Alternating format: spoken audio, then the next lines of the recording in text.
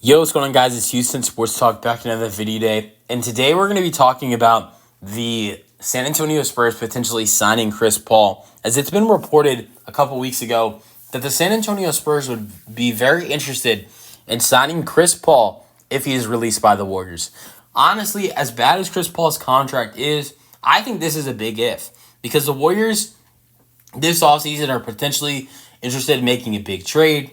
You look at some of their top contracts. Klay Thompson's a free agent. Andrew Wiggins is a top, he's a guy that has a big contract but doesn't have a lot of value. I really think the Warriors are going to try to move Chris Paul via trade, but if that doesn't work out and nobody wants to take his contract and absolutely nobody wants to even touch that, I think the Warriors will probably release him. Honestly, I want to see another season of Chris Paul and Stephen Curry, because as much as it didn't really work out, these two guys weren't really healthy. I mean, Chris Paul only played 58 games. Well, that's not terrible.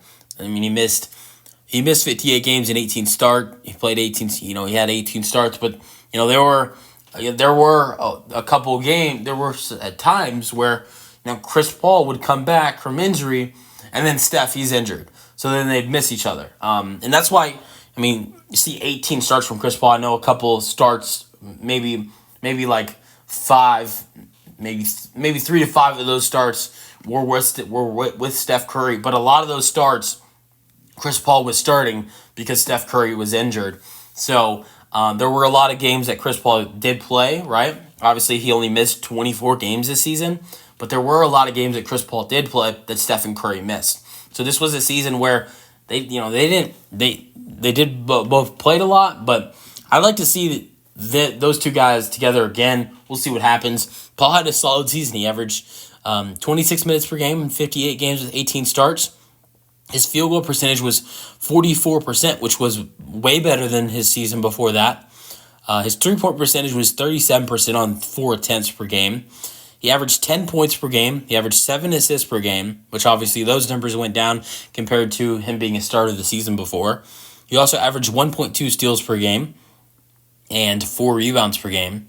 So, not bad numbers for most of the season being a backup player, even though he was a backup player averaging 25 minutes per game. But, we'll see what the Warriors do with him this offseason. But if the Spurs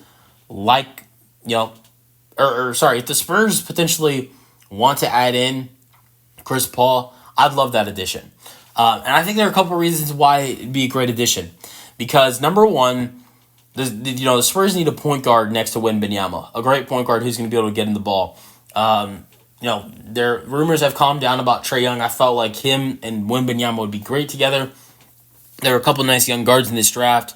But I love the idea of signing Chris Paul, drafting a point guard with either the 4th or the 8th overall pick, and letting Chris Paul be a mentor to that point guard, and let that point guard, whoever you draft, there are a lot of good point guards going into this draft that are going to be in the top 10 that San Antonio can either draft with pick 4 or pick 8. There are a lot of guys that we could mention that the Spurs could potentially draft to become the next point guard for their team. But Chris Paul comes in, he's a starter. He makes Wembanyama a better player with Wembanyama having a great point guard next to him.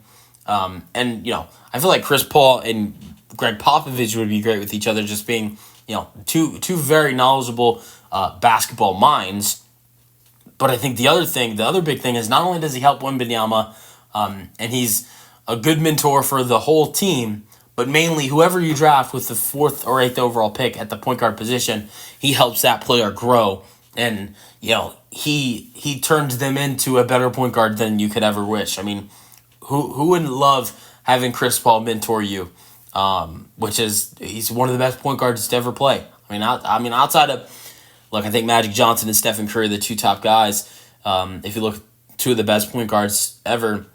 But I think right next to them, it's a little hard because he's never won a championship. But I think right next to them is Chris Paul. So, having one of the best point guards of all time, mentor you and teach you things, whoever they draft, would be great. Because I think no matter who they bring in, like if you sign Chris Paul, I think they're still going to draft a point guard, in the draft with either the 4th or 8th overall pick. But yeah, let me know your thoughts on the San Antonio Spurs potentially signing Chris Paul in the comment section, and peace out.